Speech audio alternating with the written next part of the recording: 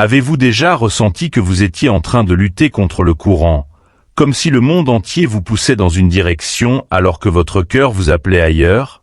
Que se passe-t-il lorsque vous commencez à douter des vérités que l'on vous a inculquées depuis toujours? On nous dit ce qu'il faut penser, comment réussir, et même ce qu'il faut poursuivre pour être heureux. Ces vérités sont si profondément enracinées dans notre quotidien que nous les acceptons souvent sans y réfléchir. Mais si tout cela n'était qu'une illusion, une façade soigneusement construite pour nous garder sur un chemin préétabli? Si vous vous êtes déjà demandé pourquoi les règles paraissent parfois si rigides, ou si vous avez déjà remis en question ce que l'on vous dit de croire, alors cette vidéo est faite pour vous. Bienvenue sur Sagesse en Évolution, la chaîne qui vous invite à sortir des sentiers battus et à découvrir ce qui se cache derrière les apparences. Aujourd'hui, nous allons explorer 10 mensonges courants que la société nous impose, 10 illusions qui influencent notre manière de penser, de vivre et de chercher le bonheur. Mais il y a une catégorie de personnes, souvent incomprises, qui voient au-delà de ces illusions. Ces personnes ne suivent pas les conventions établies. Elles remettent en question ce qui est considéré comme normal et tracent leur propre chemin avec audace. Elles refusent de se conformer aveuglément aux attentes sociales, car elles savent que le véritable épanouissement se trouve au-delà des limites imposées par la société. Restez avec nous, car au cours des prochaines minutes, nous allons déconstruire ces mensonges un par un. Nous vous montrerons comment ces idées reçues façonnent nos vies et comment les défier peut vous permettre de vivre de manière plus authentique et plus libre. Ce voyage promet d'être révélateur et pour certains d'entre vous, peut-être même inconfortable. Mais c'est en sortant de notre zone de confort que nous grandissons le plus. En regardant cette vidéo jusqu'à la fin, vous découvrirez non seulement des vérités cachées sur le monde qui nous entoure, mais aussi sur vous-même. Vous commencerez à voir les choses avec un regard neuf, à remettre en question ce que l'on vous a toujours dit, et à tracer votre propre voie vers un succès qui a du sens. Alors, ne vous arrêtez pas maintenant. Plongeons ensemble dans ce monde d'illusions et découvrons les mensonges que l'on nous a fait croire. Ces vérités méritent d'être révélées, et vous méritez de vivre une vie qui vous ressemble vraiment. Préparez-vous à voir le monde sous un nouvel angle et à découvrir comment quelques changements de perspective peuvent véritablement transformer votre existence. Ce qui va suivre pourrait bien être le début d'un nouveau chapitre dans votre quête de sagesse et de liberté. Restez avec nous, le voyage commence maintenant. 1. L'opinion majoritaire n'est pas toujours la vérité. L'opinion majoritaire est souvent perçue comme un pilier de la vérité. Depuis notre plus jeune âge, nous avons appris à croire que ce que la majorité pense doit être juste. Après tout, si la plupart des gens croient en une idée, cela doit bien signifier qu'elle est vraie, n'est-ce pas? Pourtant, ce n'est pas toujours le cas. L'histoire nous montre que de nombreuses idées, autrefois considérées comme indiscutables, ont été progressivement remises en question et remplacées. À une époque, il était communément admis que la Terre était plate, et ceux qui osaient affirmer le contraire étaient souvent ridiculisés.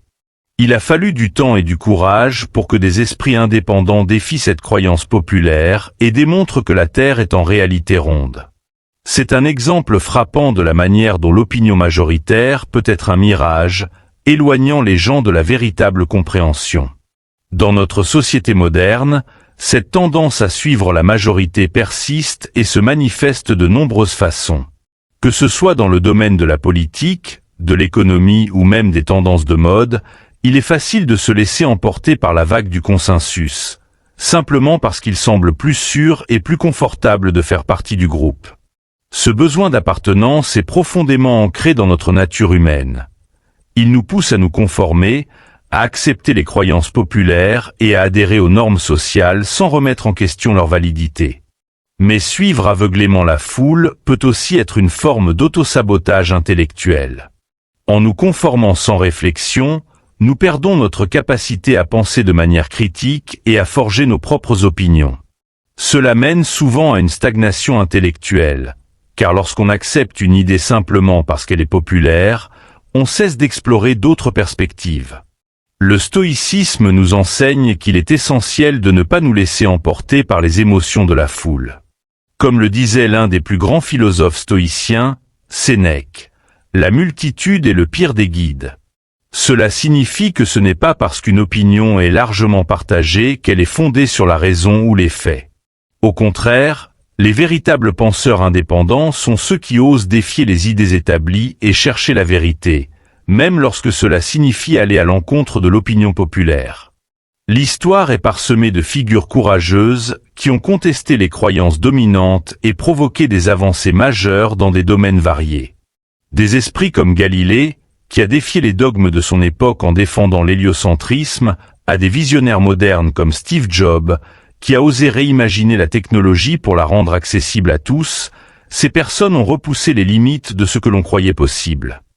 La pensée indépendante ne consiste pas simplement à être différent pour le plaisir d'être différent. Il s'agit d'un engagement sincère à rechercher la vérité et à construire des opinions fondées sur des faits et une analyse rigoureuse, plutôt que sur ce qui est accepté par la majorité.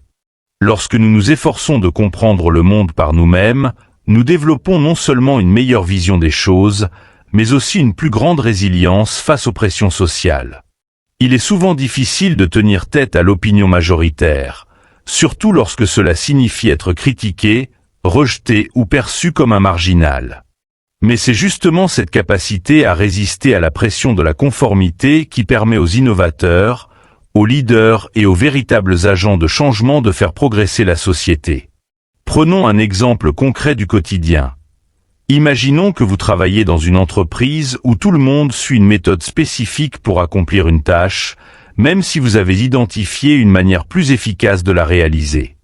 Il serait facile de suivre le groupe et d'éviter de soulever des questions pour éviter les frictions. Cependant, oser proposer une nouvelle approche, même si elle va à l'encontre des pratiques habituelles, pourrait non seulement améliorer la productivité de l'équipe, mais aussi instaurer une culture d'ouverture à l'innovation. Cela exige du courage, mais aussi une indépendance intellectuelle pour résister à la tentation de suivre aveuglément les méthodes établies. Cette idée de résister à la majorité ne se limite pas aux grandes révolutions scientifiques ou technologiques. Elle s'applique à tous les aspects de la vie, y compris la manière dont nous définissons le succès, le bonheur, et même les valeurs morales. Dans un monde où les réseaux sociaux dictent les tendances et influencent nos comportements, il est facile de tomber dans le piège de penser que la vie que l'on voit sur les écrans est la norme à atteindre. Les réseaux sociaux, en amplifiant les opinions majoritaires, nous poussent souvent à croire que ce que nous voyons est la vérité absolue. Mais cette vérité n'est souvent qu'une illusion soigneusement orchestrée, un reflet déformé de la réalité. Ceux qui choisissent de ne pas suivre les masses se trouvent souvent confrontés à des critiques. Il est naturel que les gens se méfient de ce qui s'écarte de la norme. Mais les stoïciens croient que la véritable sagesse consiste à rester fidèle à ses principes, même lorsque cela signifie aller à contre-courant. Épictète, un autre grand philosophe stoïcien, disait « Si tu veux être bon, accepte d'être ridicule ». Cela signifie que le chemin de la vérité et de l'authenticité exige souvent de braver les moqueries et les incompréhensions. Accepter cela est une étape essentielle pour s'émanciper de l'emprise des idées conventionnelles. Pour cultiver cette indépendance intellectuelle, il est crucial de se poser constamment des questions. Pourquoi est-ce que je crois en cela? Est-ce parce que je l'ai réellement analysé et compris, ou simplement parce que c'est ce que tout le monde croit? Cette introspection est le point de départ d'une véritable liberté de pensée. Cela implique de s'informer de diverses sources, de confronter différentes perspectives et d'être prêt à changer d'opinion si les faits le justifient. C'est un exercice difficile, car il nous force à sortir de notre zone de confort, mais c'est aussi le seul moyen de grandir intellectuellement et personnellement. À la fin de la journée, remettre en question l'opinion majoritaire ne signifie pas rejeter systématiquement tout ce que la majorité croit, mais plutôt développer la capacité à penser de manière autonome et à ne pas accepter aveuglément ce qui est considéré comme la norme. C'est cette attitude qui permet d'ouvrir la voie à l'innovation et au progrès significatif. Alors que nous terminons cette partie, rappelez-vous que la pensée critique n'est pas seulement un outil pour affronter les grandes questions de l'humanité, mais aussi un principe à appliquer dans nos vies quotidiennes, pour chaque décision, grande ou petite. Alors, avant de poursuivre, demandez-vous, dans quelle mesure mes croyances et mes actions sont-elles influencées par l'opinion populaire?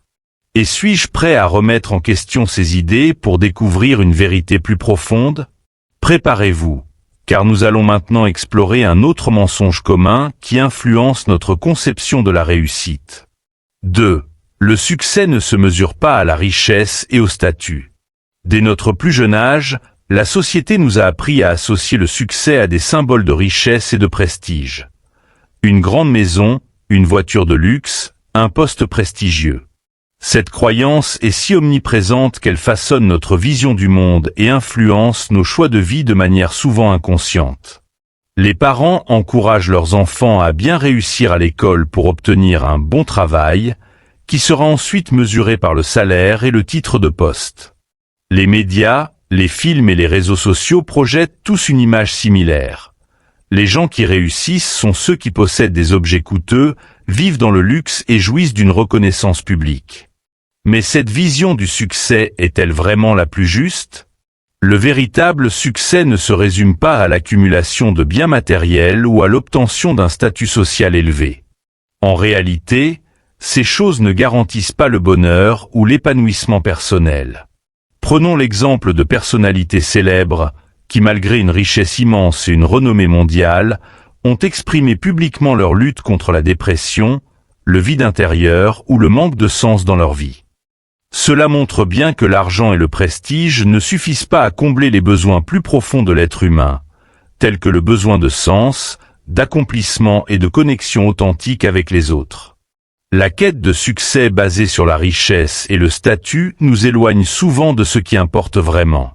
Elle nous pousse à adopter des modes de vie qui ne sont pas en accord avec nos valeurs fondamentales.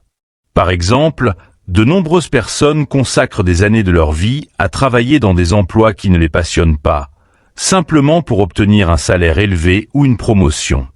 Elles sacrifient leur temps, leur santé et leurs relations sur l'autel de l'ambition matérielle.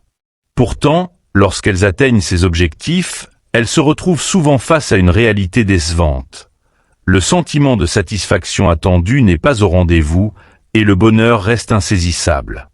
Le stoïcisme propose une vision différente du succès, une vision plus personnelle et introspective.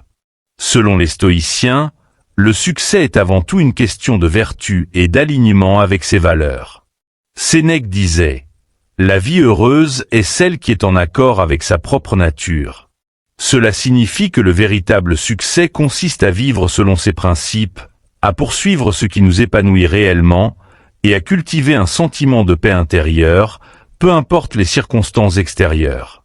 Par exemple, une personne peut choisir de mener une vie simple, loin du tumulte de la société moderne, en se concentrant sur des activités qui apportent un sens profond, comme l'art, la nature ou l'aide aux autres. Pour cette personne, le succès est de se sentir épanouie et en paix avec elle-même, même si cela ne correspond pas aux critères traditionnels de la société. Les attentes sociales nous poussent souvent à courir après un succès qui n'est pas le nôtre. Pour beaucoup, cela signifie se conformer à une voie tracée d'avance, études supérieures, emploi bien rémunéré, maison de banlieue, etc. Pourtant, il existe une multitude de façons de réussir dans la vie, et ces façons sont aussi variées que les individus eux-mêmes. Pour certaines personnes, le succès réside dans la liberté de voyager et d'explorer le monde sans se soucier des possessions matérielles. Pour d'autres, c'est dans la recherche spirituelle, l'accomplissement de projets créatifs ou encore dans l'éducation de leurs enfants. Ce qui importe, c'est de vivre en accord avec ses aspirations les plus profondes, celles qui résonnent avec notre véritable essence. Prenons l'exemple de quelqu'un qui décide de quitter un poste prestigieux en entreprise pour se consacrer à sa passion pour l'agriculture biologique. À première vue, cela pourrait être perçu comme un échec par ceux qui jugent le succès en fonction de la richesse ou du statut. Mais pour cette personne, le fait de travailler la terre, de produire des aliments sains et de mener une vie simple, en harmonie avec ses valeurs, constitue une forme de succès bien plus significative et durable.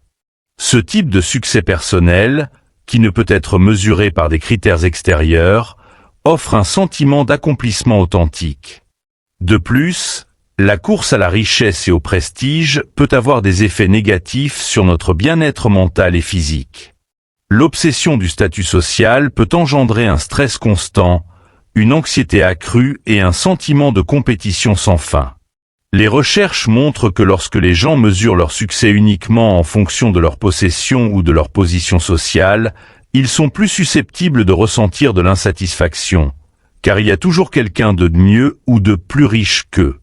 En adoptant une vision plus personnelle du succès, centrée sur l'épanouissement intérieur et l'authenticité, on peut s'affranchir de ce cycle de comparaison incessante et développer une forme de résilience face aux aléas de la vie. Le stoïcisme nous encourage à nous détacher des biens matériels et à considérer la richesse intérieure comme la véritable source de bonheur. Comme le disait Épictète, ce n'est pas l'homme qui a peu, mais celui qui désire toujours plus, qui est pauvre. En d'autres termes, la véritable pauvreté n'est pas l'absence de biens matériels, mais l'insatiabilité de l'âme. Lorsque nous cherchons à accumuler toujours plus, nous nous condamnons à une quête perpétuelle, où le bonheur nous échappe continuellement. En revanche, si nous concentrons nos efforts sur ce qui a une véritable signification pour nous, sur le développement de nos vertus, sur la recherche de la sagesse et sur la qualité de nos relations, alors nous découvrons un type de richesse que l'argent ne peut pas acheter. Le succès devrait être redéfini comme la capacité de vivre de manière épanouie, en suivant une voie qui reflète notre véritable identité. Cela peut signifier prendre des risques pour poursuivre une passion, même si cela implique de renoncer à une certaine sécurité financière. Cela peut aussi impliquer de refuser les attentes de la société pour se consacrer à des projets qui apportent un sens réel à notre vie. Il n'y a pas de formule universelle pour le succès. Il y a seulement ce qui est juste pour vous, ce qui nourrit votre âme et vous rapproche de votre pleine réalisation. En fin de compte, le succès authentique se manifeste par la paix intérieure, l'alignement avec ses valeurs et la capacité de trouver du sens dans ce que l'on fait.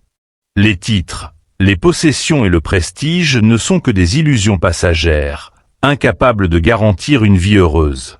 En poursuivant ce qui est en accord avec notre véritable essence, nous nous libérons des chaînes des attentes sociales et nous découvrons un épanouissement durable et significatif. 3. L'échec est un professeur, pas un ennemi. L'échec est sans doute l'un des concepts les plus mal compris de notre époque. Dès notre enfance, on nous enseigne à le redouter. De la mauvaise note à l'école au projet de travail qui échoue, nous sommes conditionnés à éviter l'échec comme s'il s'agissait d'une menace pour notre valeur personnelle. Cette peur est omniprésente, alimentée par la société, qui valorise le succès visible et méprise les revers. Mais en réalité, l'échec n'est pas un ennemi à combattre. C'est l'un des plus grands enseignants que nous puissions avoir. En changeant notre perception de l'échec, nous pouvons transformer nos erreurs en opportunités de croissance. Et c'est ce changement de perspective qui peut nous mener à un développement personnel authentique. Prenons l'exemple de Thomas Edison, l'inventeur de l'ampoule électrique, qui a échoué des milliers de fois avant de parvenir à son invention révolutionnaire. Lorsqu'on lui a demandé s'il se sentait découragé par ses nombreux échecs, il a répondu « Je n'ai pas échoué. J'ai simplement trouvé 10 000 façons qui ne fonctionnent pas ». Cette réponse montre que pour Edison, l'échec n'était pas une impasse, mais une étape sur la voie de la réussite. Chaque tentative infructueuse lui a permis de s'approcher un peu plus de son objectif, en l'aidant à apprendre ce qui ne fonctionnait pas et à ajuster son approche. Cet état d'esprit est essentiel pour toute personne cherchant à accomplir quelque chose de significatif, car il permet de voir les erreurs non pas comme des marques d'incompétence, mais comme des expériences riches en leçons. Dans la vie quotidienne, nous avons tous été confrontés à des échecs, grands ou petits. Que ce soit un examen raté, une relation qui se termine, ou un objectif professionnel non atteint, il est naturel de ressentir de la déception, de la frustration, voire de la honte. Pourtant, ces sentiments sont souvent le résultat d'une vision erronée de l'échec. Le stoïcisme, une philosophie ancienne mais toujours pertinente, nous enseigne que ce ne sont pas les événements eux-mêmes qui nous perturbent, mais la façon dont nous les interprétons. Épictète, un célèbre philosophe stoïcien, disait « Ce qui trouble les hommes, ce ne sont pas les choses, mais les jugements qu'ils portent sur les choses. En d'autres termes, ce n'est pas l'échec qui est dévastateur, mais notre perception de celui-ci. Si nous considérons chaque échec comme une fin en soi, nous nous fermons à la possibilité d'apprendre et de nous améliorer. L'échec, lorsqu'il est accepté comme une partie inévitable du parcours, devient un outil puissant pour l'acquisition de la sagesse et du développement de la résilience. Par exemple, dans le monde des affaires, il est courant de voir des entrepreneurs échouer plusieurs fois avant de connaître le succès. Les récits de fondateurs de start-up qui ont traversé plusieurs tentatives infructueuses avant de trouver la formule gagnante ne manquent pas. Leur réussite finale n'est pas le fruit de la chance, mais le résultat de leur capacité à apprendre de leurs échecs et à s'adapter. L'échec leur a permis d'identifier ce qui fonctionnait, ce qui devait être changé et où les opportunités se trouvaient vraiment. En intégrant ces leçons, ils ont pu rebondir et bâtir quelque chose de plus solide que ce qu'ils avaient imaginé au départ. Le stoïcisme nous apprend aussi que les échecs, loin d'être des malheurs à éviter, sont des opportunités de forger notre caractère. Chaque fois que nous échouons, nous sommes confrontés à une occasion de grandir et de nous perfectionner. Plutôt que de nous laisser abattre par nos erreurs, nous pouvons choisir d'y voir un entraînement pour notre esprit et notre volonté. C'est dans les moments d'échec que nous développons notre résilience, notre capacité à persister face à l'adversité. Les revers nous enseignent à nous adapter, à changer de stratégie et à voir les choses sous un autre angle. Ils nous poussent à devenir plus créatifs et plus déterminés. Lorsque nous arrêtons de voir l'échec comme un point final et le reconnaissons comme un processus naturel d'apprentissage, nous nous libérons de la peur de l'échec et nous ouvrons les portes à des possibilités infinies. Un autre aspect important à considérer est que l'échec nous permet de mieux nous connaître. Lorsque nous échouons, nous découvrons nos limites, nos forces cachées et les domaines dans lesquels nous devons nous améliorer. Il révèle nos faiblesses et nos peurs, nous offrant ainsi l'opportunité de les affronter. Par exemple, quelqu'un qui échoue à parler en public à cause de la nervosité peut, au lieu de se décourager, utiliser cette expérience pour travailler sur son assurance et son aisance à s'exprimer devant une audience. En embrassant l'échec comme une partie du processus d'apprentissage, nous développons une forme de connaissance de soi qui est essentielle pour la croissance personnelle. Dans le contexte de la vie professionnelle, le rejet ou l'échec d'un projet peuvent être des moments déterminants. En échouant, nous apprenons ce qui ne fonctionne pas, mais nous apprenons également à persévérer. Prenons le cas de J.K. Rowling, l'auteur de la célèbre série Harry Potter. Avant de devenir l'une des écrivaines les plus célèbres du monde, elle a vu son manuscrit rejeté par plusieurs maisons d'édition. Au lieu d'abandonner, elle a persisté, améliorant son travail et croyant en sa vision. Finalement, son succès a dépassé toutes ses espérances. Son histoire montre que l'échec, loin de définir notre valeur, peut être le socle sur lequel bâtir des réussites qui dépassent même nos rêves les plus fous. Lorsque nous embrassons l'échec, nous devons aussi accepter l'idée que les grandes avancées ne viennent pas toujours sans douleur ou difficulté. L'échec nous apprend l'humilité, car il nous rappelle que nous ne savons pas tout et que nous avons toujours à apprendre. Il nous permet de sortir de notre zone de confort, d'essayer de nouvelles approches et d'accepter que l'incertitude fasse partie de la vie. Le stoïcisme enseigne qu'il est préférable d'accepter les choses telles qu'elles sont, y compris les échecs, et d'en tirer le meilleur parti, plutôt que de se battre contre la réalité.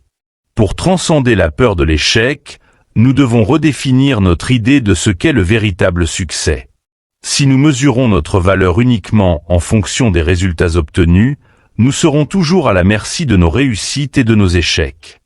Mais si nous choisissons de valoriser le processus, l'effort fourni et les leçons apprises, alors même nos échecs deviennent des éléments constructifs de notre parcours.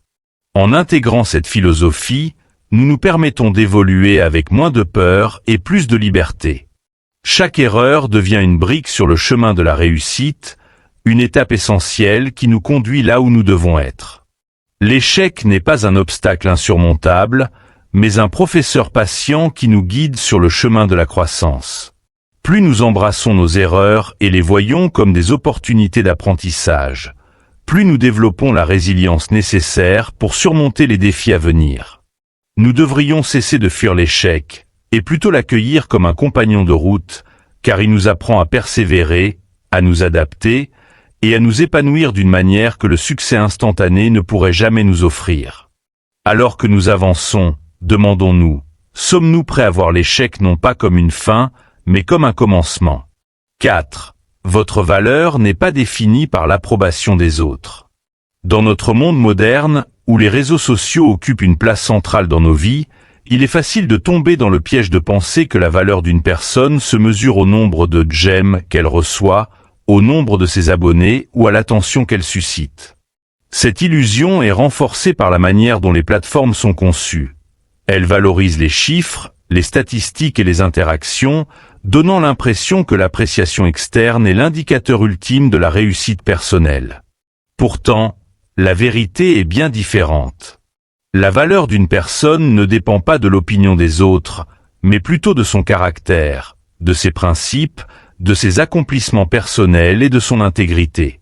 Apprendre à se détacher de la validation extérieure est un pas crucial vers une vie plus épanouie, car cela permet de vivre en accord avec soi-même, plutôt que de se conformer aux attentes des autres. Il est important de comprendre pourquoi la quête de l'approbation extérieure est si répandue. Dès l'enfance, nous sommes conditionnés à rechercher la validation des figures d'autorité, que ce soit des parents, des enseignants ou des pairs. On nous félicite pour les bonnes notes, on nous récompense pour les comportements acceptables et on nous encourage à chercher l'approbation de ceux qui nous entourent. En grandissant, ce besoin de validation s'étend aux sphères sociales et professionnelles. Nous recherchons constamment les signes extérieurs de reconnaissance, que ce soit une promotion, un compliment ou une ovation publique. Cependant, cette quête de l'approbation devient rapidement un piège, car elle nous pousse à mesurer notre valeur à travers des critères qui ne sont pas les nôtres, et cela peut nous conduire à des comportements contre-productifs et autodestructeurs. Prenons l'exemple de la dépendance aux réseaux sociaux. Les plateformes comme Instagram ou Facebook sont conçues pour capter notre attention et encourager une quête infinie de j'aime et de commentaires positifs. Les gens postent des photos et des vidéos de moments choisis pour montrer le meilleur de leur vie, espérant susciter l'admiration ou l'envie. Mais derrière les filtres et les sourires se cachent souvent des personnes qui luttent contre l'insécurité, le doute de soi et le sentiment de ne jamais être assez.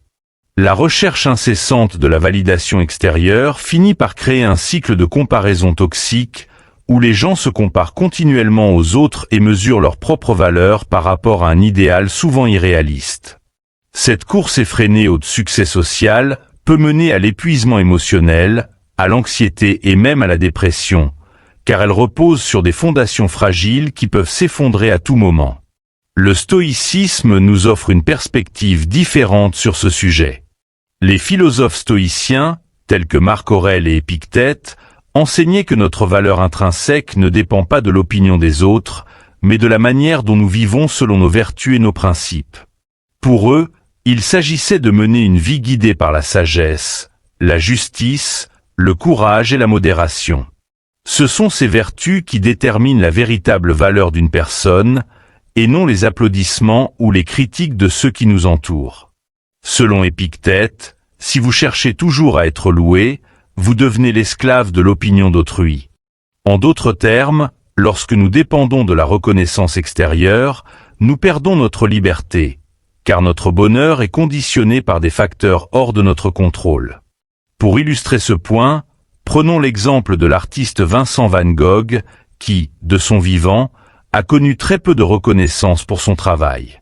Van Gogh a vendu très peu de tableaux et a souvent été considéré comme un marginal. Pourtant, cela ne l'a pas empêché de peindre, car sa motivation n'était pas la gloire ou l'approbation des autres, mais l'expression authentique de son article. Aujourd'hui, ses œuvres sont parmi les plus admirées et les plus précieuses au monde. Cet exemple montre que la valeur d'une personne ne se mesure pas par la reconnaissance immédiate qu'elle reçoit, mais par la sincérité de ses efforts et la fidélité à sa propre vision. En se détachant de la quête de validation externe, nous commençons à développer une forme d'estime de soi plus stable et plus authentique. Lorsque nous n'avons plus besoin de l'approbation des autres pour nous sentir bien, nous devenons plus résilients face aux critiques et moins influençables par les modes passagères. Ce détachement ne signifie pas que nous devons ignorer les opinions ou les conseils des autres, mais plutôt que nous ne devrions pas les considérer comme le baromètre ultime de notre valeur.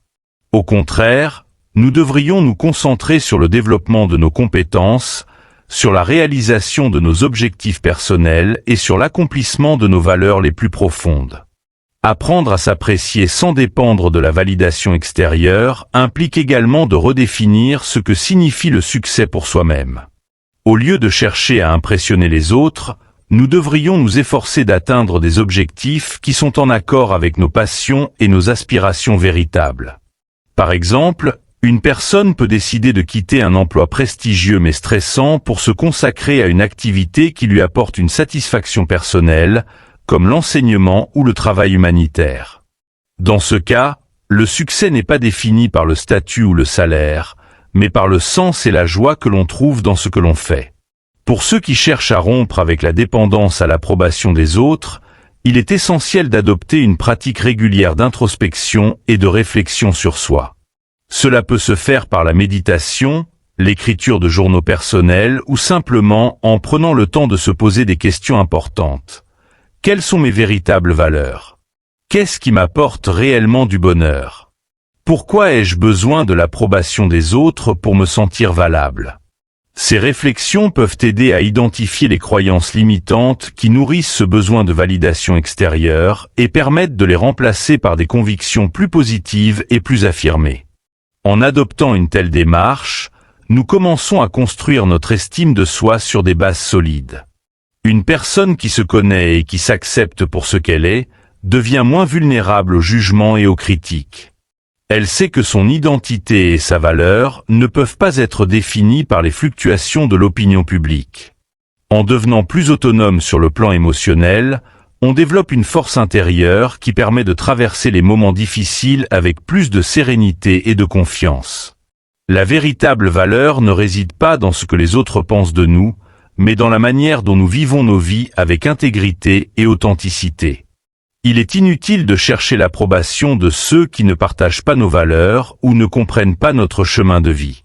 Ce qui importe, c'est de rester fidèle à soi-même, de poursuivre ce qui nous passionne et de cultiver les vertus qui font de nous de meilleures personnes. Lorsque nous nous concentrons sur l'essentiel et que nous apprenons à apprécier qui nous sommes, nous découvrons une forme de satisfaction qui ne peut être ébranlée par les aléas de la vie ou les jugements des autres. 5. Être constamment occupé ne signifie pas être productif.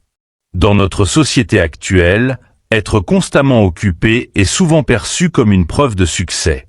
Les personnes qui remplissent leur journée de réunions, de tâches à accomplir et de projets divers sont souvent considérées comme plus importantes ou plus ambitieuses. Cette culture de l'occupation perpétuelle est valorisée, notamment dans le monde professionnel, où être surchargé de travail est souvent interprété comme un signe de dévouement et de compétence. Mais en réalité, être toujours occupé ne signifie pas forcément être productif. La véritable productivité ne se mesure pas au nombre d'heures passées à travailler, mais à la capacité de produire des résultats significatifs et de se concentrer sur ce qui compte vraiment. Prenons l'exemple classique d'un employé de bureau qui commence sa journée en répondant à des dizaines de courriels, en participant à des réunions sans fin et en traitant des demandes urgentes. À la fin de la journée, cet employé peut avoir l'impression d'avoir accompli beaucoup de choses, simplement parce qu'il a été constamment occupé. Mais en réalité, combien de ces tâches étaient réellement importantes? Combien d'entre elles ont réellement contribué à l'atteinte de ces objectifs à long terme? Souvent, être pris dans un tourbillon de tâches mineures et de distractions nous donne l'illusion d'avancer, alors que nous restons sur place. Ce phénomène est connu sous le nom de pseudo-productivité, où l'effort est omniprésent, mais les résultats concrets sont faibles. La véritable productivité, en revanche, repose sur l'efficacité et la capacité à se concentrer sur les tâches qui ont un impact. Il s'agit de prioriser ce qui est essentiel et de savoir dire non à ce qui ne l'est pas. L'un des principes de la gestion du temps, connu sous le nom de loi de Pareto ou règle des 80/20, stipule que 20% de nos efforts produisent 80% de nos résultats. Autrement dit, toutes les tâches ne se valent pas, et il est crucial d'identifier les quelques activités clés qui ont le plus d'importance pour notre progression. Par exemple, un auteur peut passer des heures à organiser son bureau, répondre aux courriels ou publier sur les réseaux sociaux, mais c'est le temps consacré à écrire son livre qui aura l'impact le plus significatif sur son succès. La capacité à reconnaître ses priorités et à s'y consacrer pleinement est la marque d'une véritable productivité. La culture du toujours occupé ignore aussi une réalité essentielle, l'importance du repos et de la réflexion. Le repos n'est pas un luxe, mais une nécessité pour maintenir notre bien-être physique et mental. La recherche a montré que le surmenage peut entraîner une diminution de la créativité, une baisse de la qualité du travail et un risque accru d'épuisement professionnel. Paradoxalement, lorsque nous nous accordons du temps pour nous reposer, notre cerveau continue de traiter les informations en arrière-plan, ce qui peut conduire à des moments d'inspiration et de clarté inattendus. C'est pourquoi certains des plus grands penseurs de l'histoire, comme Albert Einstein, étaient connus pour valoriser le temps libre et la réflexion, car ils savaient que les meilleures idées naissent souvent dans les moments de calme, et non dans l'agitation incessante. Pour être vraiment productif, il est également crucial de limiter les distractions. Dans le monde numérique d'aujourd'hui, les notifications constantes, les emails et les sollicitations des réseaux sociaux peuvent fragmenter notre attention et nuire à notre capacité à accomplir des tâches significatives. Les études montrent qu'il faut en moyenne 23 minutes pour retrouver sa concentration après une interruption. Cela signifie que chaque petite distraction, même un coup d'œil à son téléphone, peut avoir un impact disproportionné sur notre capacité à rester concentré. Pour éviter cela, il est important de créer un environnement propice à la concentration, en désactivant les notifications, en fixant des périodes de travail sans interruption et en réservant des moments spécifiques pour traiter les tâches moins prioritaires. Un autre aspect essentiel de la productivité est la capacité à se fixer des objectifs clairs et à les découper en tâches réalisables.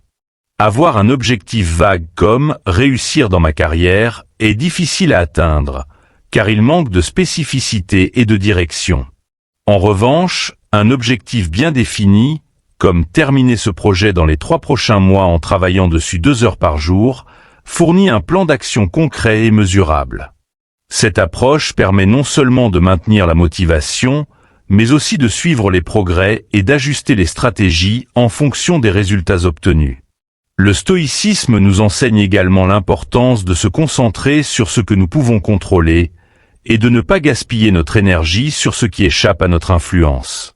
Dans le contexte de la productivité, cela signifie qu'il est inutile de s'épuiser à répondre à toutes les demandes extérieures ou à essayer de gérer tout ce qui se passe autour de nous. Il est plus judicieux de concentrer nos efforts sur les tâches qui dépendent directement de nous et qui apportent les résultats les plus significatifs. En se focalisant sur l'essentiel, nous pouvons non seulement améliorer notre efficacité, mais aussi réduire le stress lié au sentiment d'être constamment débordé.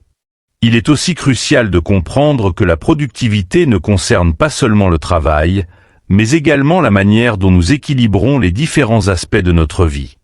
Être productif ne signifie pas uniquement accomplir des tâches professionnelles, mais aussi savoir prendre soin de sa santé, de ses relations et de son bien-être personnel. Les personnes qui réussissent à maintenir un équilibre entre leur vie professionnelle et personnelle sont souvent celles qui parviennent à rester motivées sur le long terme, car elles ne sacrifient pas leur qualité de vie pour atteindre des objectifs à court terme. Ce type de productivité équilibrée permet de maintenir un haut niveau d'énergie et de créativité, en évitant l'épuisement. Il est également intéressant de noter que dans certains pays, comme la Suède, des expériences de réduction du temps de travail à 6 heures par jour ont montré que les employés peuvent être tout aussi, sinon plus, productifs qu'en travaillant 8 heures ou plus. Cette approche repose sur l'idée que la qualité du travail compte plus que la quantité d'heures travaillées. Lorsque les employés se concentrent sur les tâches les plus importantes et travaillent avec plus d'intensité pendant des périodes plus courtes, Ils peuvent accomplir davantage tout en ayant plus de temps pour se reposer et profiter de leur vie personnelle. En fin de compte, être véritablement productif, c'est savoir où placer son attention, choisir ses batailles et s'assurer que chaque action a une raison d'être. Il ne s'agit pas de remplir chaque minute de la journée d'activité, mais de remplir ces minutes de sens et d'efficacité. La prochaine fois que vous vous sentez submergé par une montagne de tâches, prenez un moment pour vous demander: cette activité contribue-t-elle vraiment à mes objectifs à long terme? Si la réponse est non, il est peut-être temps de revoir vos priorités et de vous concentrer sur ce qui compte vraiment. La véritable productivité n'est pas une question de quantité, mais de qualité. C'est la capacité à faire ce qui est nécessaire, au moment opportun, avec une attention totale. La prochaine partie nous invite à explorer un autre mythe courant, l'idée que le bonheur dépend des circonstances extérieures. Préparez-vous à découvrir comment un changement de perspective peut vous permettre de trouver la joie dans l'instant présent, indépendamment des situations que vous traversez. La société nous impose des croyances et des valeurs qui, plutôt que de nous élever, limitent souvent notre potentiel. Depuis notre plus jeune âge, nous sommes conditionnés à suivre les opinions majoritaires, à mesurer notre valeur à travers le regard des autres, et à croire que l'accumulation de richesses matérielles constitue la clé du bonheur. Ces idées dominantes, bien qu'acceptées par beaucoup sans remise en question, finissent par nous emprisonner dans une quête interminable de validation, de réussite superficielle et de comparaison. Mais si l'on veut véritablement s'épanouir, il est impératif de remettre en question ces mensonges qui nous sont imposés. Vivre une vie épanouie exige de se libérer de ces illusions, de s'engager sur un chemin personnel où l'on suit ses propres valeurs avec courage et détermination. Oser remettre en question ses croyances et sortir du cadre que la société nous impose peut sembler intimidant, mais c'est un acte essentiel pour découvrir qui nous sommes vraiment. Les véritables succès et le bonheur authentique ne sont pas définis par des normes sociales ou par des critères extérieurs. Ils naissent d'une vie alignée avec nos principes, nos passions et nos aspirations profondes. Lorsque nous arrêtons de chercher l'approbation des autres, de mesurer notre valeur par le nombre de j'aime ou de confondre l'occupation perpétuelle avec la productivité, nous nous donnons la permission de nous concentrer sur ce qui compte réellement. En adoptant une vision différente, nous découvrons la liberté de tracer notre propre voie et d'expérimenter la vie selon nos propres termes, plutôt que de suivre aveuglément les attentes extérieures. Tout au long de ce parcours, il est crucial de rester fidèle à soi-même. Cela implique d'accepter les échecs comme des enseignants, de voir les critiques comme des opportunités d'affiner notre jugement et de valoriser les moments de calme autant que ceux d'effort. C'est dans ces moments de sincérité et d'authenticité que nous trouvons notre force intérieure. En adoptant une approche stoïcienne, nous comprenons que les circonstances extérieures ne déterminent pas notre bonheur, mais que c'est notre perception de ces circonstances, notre façon d'y réagir, qui en définit l'impact sur notre vie. Les défis ne sont alors plus des obstacles infranchissables, mais des tremplins vers une compréhension plus profonde de nous-mêmes. Le bonheur, tout comme le succès, se trouve déjà en nous. Il suffit d'apprendre à le reconnaître et à le cultiver. Cela demande du courage pour rejeter les illusions confortables que la société nous propose et de la détermination pour poursuivre ce qui résonne avec notre véritable essence. En explorant des perspectives différentes, en adoptant une pensée critique et en restant alignés avec nos valeurs, nous développons une vie plus riche et plus significative. Ce chemin, même s'il est moins fréquenté, mène à une forme d'épanouissement que ni l'approbation sociale ni les biens matériels ne peuvent offrir. Pour ceux qui cherchent à libérer leur potentiel et à vivre pleinement, il est temps d'agir. Engagez-vous à remettre en question ce que l'on vous a toujours dit, explorez vos propres croyances et découvrez ce qui vous rend vraiment heureux. Si ce message a résonné en vous, alors rejoignez notre communauté sur Sagesse en Évolution. N'oubliez pas d'aimer cette vidéo, de la partager pour inspirer d'autres personnes à emprunter ce chemin, et surtout de vous abonner à la chaîne. Cliquez sur la cloche de notification pour ne pas rater nos prochaines vidéos et continuez à grandir avec nous. Ensemble, explorons la sagesse qui nous guide vers une vie plus épanouie.